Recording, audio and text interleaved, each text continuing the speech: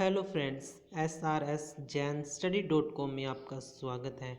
आज हमारी anti net sociology की इस सीरीज़ के अंदर हम हमारे फर्स्ट यूनिट का थर्ड टॉपिक कार्ल मार्क्स के बारे में डिस्कस करने जा रहे हैं। आप सभी से रिक्वेस्ट है, प्लीज़ वीडियो को लाइक करें और एंटी नेट सोशियोलॉजी के पूरे सिलेबस को कवर करने के लिए इस चैनल को सब्सक्राइब करें। Let's we discuss today Karl Marx. Karl जो मार्क्स हैं, इनका पूरा नाम जो था कार्ल हेनरी मार्क्स था। इनका जन्म 5 मई 1818 को पर्शिया के राइन प्रांत के टियर नामक एक नगर में हुआ था और ये यहूदी परिवार से संबंध रखते थे। और इनकी जो मृत्यु थी वो 14 मार्च 1883 को हुई थी।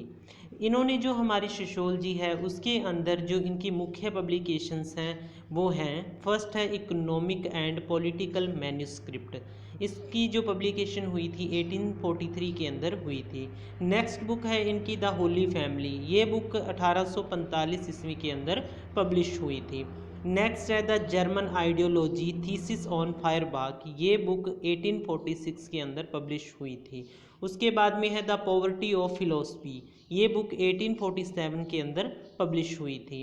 नेक्स्ट है कम्युनिस्ट मैनिफेस्टो। इनकी ये बहुत ही फेमस बुक है और इसकी पब्लिकेशन 1848 के अंदर हुई थी। नेक्स्ट बुक है the class struggle in France. ये बुक 1850 के अंदर पब्लिश हुई थी। नेक्स्ट है द एटिथ ब्रूमायर ऑफ लुइस बोनापार्ट। उसके बाद में है a contribution to the critique of political economy. ये बुक 1859 के अंदर पब्लिश हुई थी। नेक्स्ट इनकी जो सबसे फेमस बुक है वो है दास कैपिटल। प्रथम खंड इसका पब्लिश हुआ 1867 के अंदर। उसके बाद में नेक्स्ट बुक है the civil war in France. ये बुक 1871 के अंदर पब्लिश हुई थी। और उसके बाद में है ए क्रिटिक ऑफ गोया प्रोग्राम 1875 के अंदर पब्लिश हुई थी। इनके बाद इनकी जो दो बुक्स हैं वो इनकी डेथ के बाद एंजल्स ने इनको पब्लिश किया था। वो है दास कैपिटल। इसका जो सेकंड पार्ट था ये 1885 के अंदर पब्लिश हुआ था। और नेक्स्ट बुक है दास कैपिटल तृतीय खंड थर्ड पार्ट। ये भी एंजल्स के द्वारा 1894 के अंदर पब्लिश किया था। Now we discuss important facts related to Karl Marx. Karl Marx ने काम्टे को अधकचरा वैज्ञानिक कहकर संबोधित किया है। कार्ल मार्क्स ने जो अगस्त काम्टे हैं द फादर ऑफ सोशियोलॉजी, उनको अधकचरा वैज्ञानिक कहा था। नेक्स्ट है मार्क्स ने अपनी कृति इकोनॉमिक एंड फिलोसॉफिकल मैन्यूस्क्रिप्ट जो 1844 में पब्लिश हुई थी, उसके अंदर सेंट साइमन की युक्ति मानव के विज्ञान का उल्लेख किया। इन्होंने इस बुक के अंदर जो सेंट साइमन है उन्होंने एक डिस्क्रिप्शन दी है, एक लाइन दी है, एक युक्ति दी है मानव के विज्ञान का उल्लेख। उसके बारे में इस बुक के अंदर इन्होंने मेनली जो है बात की है। नेक्स्ट है कार्ल मार्क्स ने सर्वप्रथम जगत की प्रकृति का अध्ययन किया। मतलब उन्होंने पहले जो ये संसार है उसकी नेचर की स्टडी की। इसके पश्चात उन्होंने उन तत्वों को मतलब अन्वेषण किया, खोज की उन तत्वों की जिनके द्वारा समाज की रचना होती है। उसके बाद उन्होंने देखा भी ये जो पूरे का पूरा समाज है वो कैसे कंस्ट्रक्ट होता है, कैसे बनता है। और फिर उन्होंने जो इस प्रकार का विचार द्वंद्वात्मक भौतिकवाद के नाम से प्रसिद्ध है। मतलब उन्होंने फिर जो विचार दिया था उस विचार को क्या बोला जाता था, द्वंद्वात्मक भौतिकवाद का सिद्धांत बोला जाता था। इस सिद्धांत के अंदर उन्होंने पहले पूरी नेचर की स्टडी की सोसाइटी के, और उन्होंने फिर देखा समाज के अंदर जो कॉन्फ्लिक्ट चलते रहते हैं, उसके आधार पर इन्होंने इसकी जो धारणा द्वंद्वात्मक भौतिकवाद के बारे में बताया। नेक्स्ट है मार्क्स ने के अनुसार इतिहास प्रमुख रूप से वर्ग संघर्ष का प्रतिनिधित्व करता है। कार्ल मार्क्स ने जो मेन एम्फिसाइज किया वर्ग संघर्ष, क्लास स्ट्रगल के बारे में बात की है। यदि किसी भी प्रकार से समाज में ये वर्ग समाप्त होंगे तभी द्वंद्वात्मक विकास भी खत्म होगा। उनका कहना है, कहते जो वर्ग सिस्टम है वो खत्म होगा तो ही इस जो सोसाइटी है उसमें से द्वंद्वात्मक जो विकास है वो अपने आप खत्म होगा। नेक्स्ट है मार्क्स के अनुसार उत्पादन के लिए व्यक्ति निश्चित सामाजिक संबंधों में प्रवेश करता है। वो कहते हैं जो इंसान है उसके जो रिलेशनशिप है वो किससे रिलेटेड है, उत्पादन से, प्रोडक्शन से रिलेटेड है। और उन्हीं के लिए व्यक्ति जो है सामाजिक संबंधों के अंदर प्रवेश करता है। इन्हीं सामाजिक संबंधों में फिर उत्पादन होता है। फिर उन्हीं से क्या होता है, जब हम सोशल रिलेशंस बनाते हैं, लोगों के साथ मतलब संबंध बनाते हैं, अपने अच्छे लिंक बनाते हैं, और उसके बाद जो ये लिंक होते हैं उन्हीं के मिलने से जो है प्रोडक्शन होती है। अर्थात सामाजिक पर्यावरण का निर्माण अंतःक्रिया में निहित व्यक्तियों द्वारा निर्मित होता है। मतलब जो सामाजिक पर्यावरण है उसके अंदर जब हम अंतःक्रिया करते हैं लोगों के साथ, उसी से जो व्यक्तियों का जो निर्माण है, समाज का जो निर्माण होता है। अतः समाज व्यक्तियों द्वारा निर्मित है और ये पूरे का पूरा जो समाज है, पूरी की पूरी जो सोसाइटी है वो लोगों के द्वारा, व्यक्तियों के द्वारा ही बनाई गई है और इसके अंदर मेनली जो है इंटरेक्शन जो है, अंतःक्रिया है, मेन पार्ट अदा करती है। उसके बाद में है मार्क्स के ऐतिहासिक भौतिकवाद के सिद्धांत पर सेंट साइमन का स्पष्ट प्रभाव है। जो सेंट साइमन है उनका ही प्रभाव है इन्होंने जो ऐतिहासिक भौतिकवाद का सिद्धांत दिया उसके ऊपर। उसके बाद में मार्क्स के अनुसार उत्पादन के संबंध समाज की आर्थिक संरचना का निर्माण करते हैं। जो उत्पादन के संबंध है वो समाज की जो आर्थिक संरचना है, इकोनॉमिक स्ट्रक्चर है, उसका निर्माण करते हैं। समाज की आदर्श संरचना जिसमें न्याय एवं राजनीतिक संरचना सम्मिलित है और इस आदर्श संरचना के अंदर ही न्याय और राजनीति मिले हुए हैं, मतलब वो उसके अंदर शामिल हैं। का आधार आर्थिक संरचना, और इन सभी का जो मेनली पर्पस क्या है, आधार क्या है, बेस क्या है, इकोनॉमिक है। मतलब जो इकोनॉमिक सिस्टम है वो ही इसका आधार है पूरे के पूरे समाज का। आर्थिक संरचना में परिवर्तन से आदर्श संरचना परिवर्तित होती है। ये कहते हैं जब इकोनॉमिक स्ट्रक्चर चेंज होता है तो अपने आप ही जो आइडियल स्ट्रक्चर है वो अपने आप ही चेंज हो जाता है। नेक्स्ट है मार्क्स के अनुसार श्रम के विभाजन के विभिन्न स्तरों का आधार संपत्ति के प्रमुख 4 आधार है। जो मार्क्स है ये कह रहे हैं श्रम विभाजन जो है उसके 4 आधार इन्होंने बताए हैं संपत्ति के आधार पर। फर्स्ट है जनजातीय संपत्ति, सेकंड है सामुदायिक संपत्ति, फिर है सामंतवादी संपत्ति और नेक्स्ट है पूंजीवादी संपत्ति। इसके अंदर जनजातीय संपत्ति जनजातीय समुदाय की बात की है। उसके बाद में समुदाय जब मिलजुल कर काम करते हैं उसकी बात की है, कम्युनिटी की बात की है। इसके अंदर सामंतवादी सिस्टम के अंदर जो लोगों का एक मतलब कंट्रोल होता था उसकी बात की, और आधुनिक समाज के अंदर जो हम देख रहे हैं गरीब और अमीर का भेदभाव उसके बारे में इसके अंदर इन्होंने चर्चा की है। नेक्स्ट है इतिहास क्रम में समाज का यह विकास साम्यवाद को अंतिम स्तर के रूप में घोषित करता है।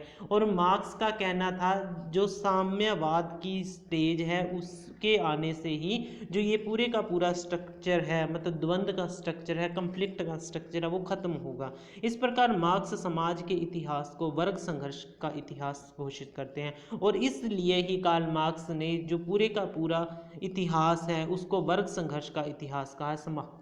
समाज के अंदर जो इतिहास था वो वर्ग संघर्ष का समाज था, ये मार्क्स ने कहा है। उसके बाद में दास कैपिटल के तृतीय खंड के अंदर जो तीसरा खंड है उसके अंदर मार्क्स ने पूंजी, भूमि और श्रम, पूंजी कैपिटल, भूमि जो लैंड और श्रम जो लेबर है के आधार पर पूंजीपति, भूपति और श्रमिक इन तीनों वर्गों का आधुनिक समाज में उल्लेख किया है। तीसरे जो इनकी बुक है, तीसरा पार्ट दास कैपिटल का, उसके अंदर इन्होंने पूंजीपति, भूपति और श्रमिक के बारे में बात की है और उनके जो वर्ग था, उनके समाज के अंदर जो रिपुटेशन था, उनका जो स्टेटस था उसके बारे में बताया है।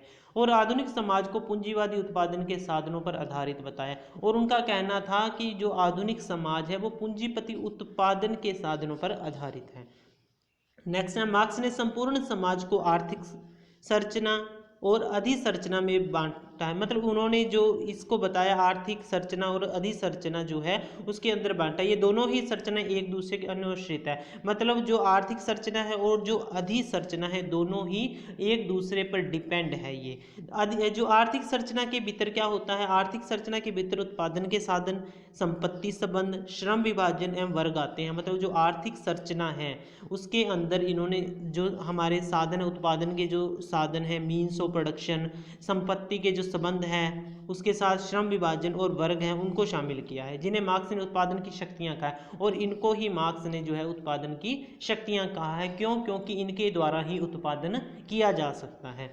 नेक्स्ट है अधिसंरचना में समाज की संस्थाएं। अब अधिसंरचना है उसके अंदर जो समाज की संस्थाएं हैं, राज्य, धर्म, शिक्षा, परिवार, कानून एवं नियम, राजनीतिक, सैनिक संगठन आदि आते हैं। मतलब अधिसंरचना के अंदर इन्होंने समाज की अंदर जो संस्थाएं हैं उनको शामिल किया है और जो आर्थिक संरचना है उसके अंदर उन्होंने मीन्स ऑफ प्रोडक्शन को शामिल किया है, जो पावर ऑफ प्रोडक्शन है उसकी बात की है।